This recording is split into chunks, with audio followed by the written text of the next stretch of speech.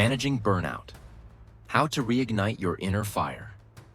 You're at your desk again, facing a familiar task, but your mind stalls. Each blink of the cursor seems to whisper, "I'm done." Your shoulders sag, and even the idea of weekend fun feels like too much.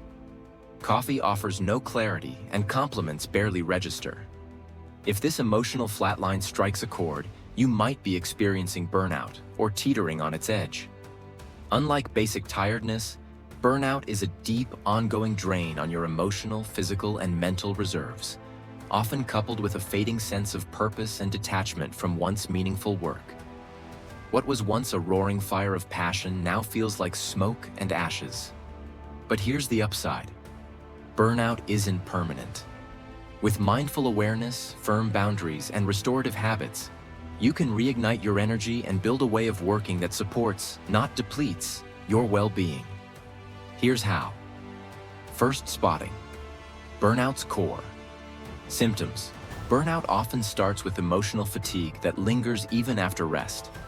You might feel more irritable than usual or emotionally drained.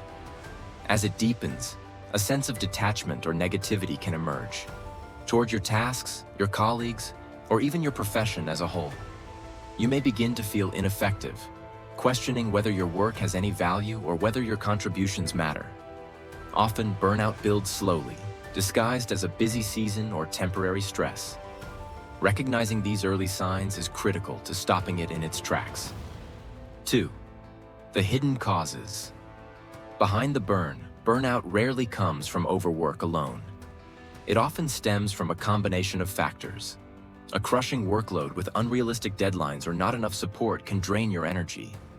Having little control over how you work, when you work, or the tools you use can make it worse.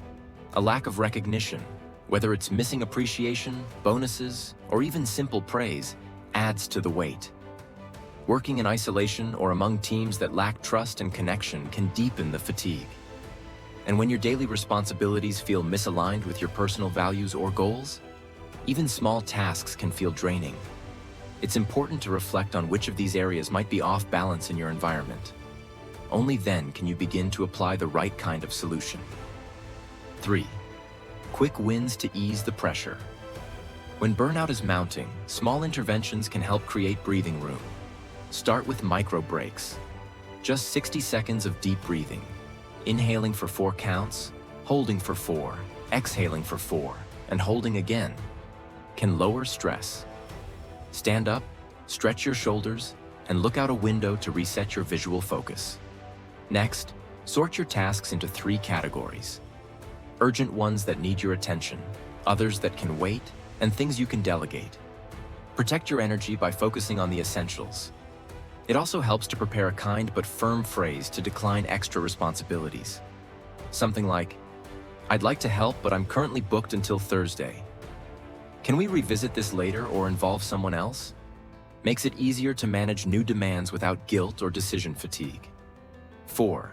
Long-term burnout shields. Over time, deeper changes are needed to prevent burnout from returning. Start by reshaping how you manage your workload. Try working in focused sprints, 90 minutes of deep work followed by a 10-minute break. This rhythm matches natural energy cycles and keeps your brain from overheating. When assigned tasks, suggest timelines that are realistic and back them up with clear reasoning. Managers often underestimate how long things take. Help them see the full picture. Advocate for tools, templates, or systems that save time on repetitive tasks and leave more space for creativity. Reclaim your sense of progress by tracking small wins each day. Jot down anything from solving a tricky issue to receiving a compliment. Reflecting on these at the end of the week builds momentum and counters self-doubt. Encouraging peer recognition can also lift morale. Try introducing a simple habit where teammates publicly appreciate each other, either in meetings or on shared platforms. If isolation or unfair workloads are issues, introduce small changes like mood check-ins at the start of meetings, using green, yellow, or red to signal energy levels.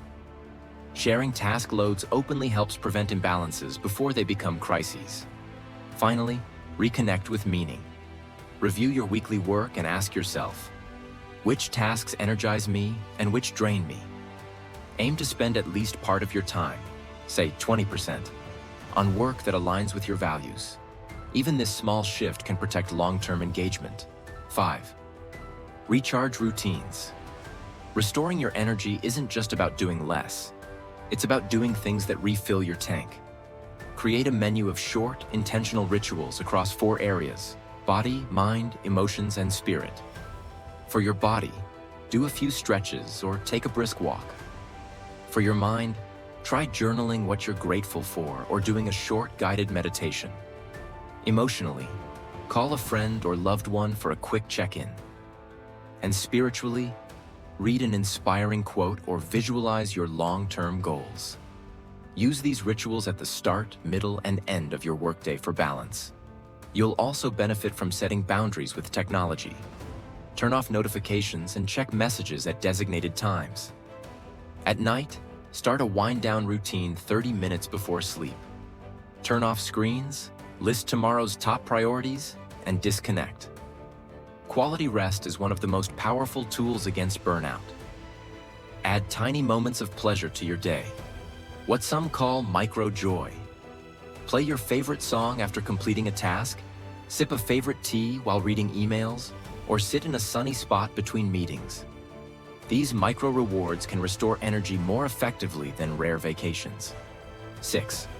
Reframing ambition. Burnout often thrives in the shadow of perfectionism. Define what enough means for your work, what baseline level of success looks like. Then, break large goals into smaller, achievable steps. Each mini-goal brings a sense of progress and motivation. Accept that careers have seasons. Some months will be intense. Balance those periods by planning ahead for slower, lighter stretches. That rhythm helps maintain your energy over the long haul. 7. Know when to ask for help. If you're constantly exhausted, getting sick more often, experiencing panic symptoms, or finding it hard to stop thinking about work even during downtime, it may be time to seek support. Especially if you've grown cynical or emotionally withdrawn, even in your personal life. Talk to a therapist, doctor, or workplace counselor.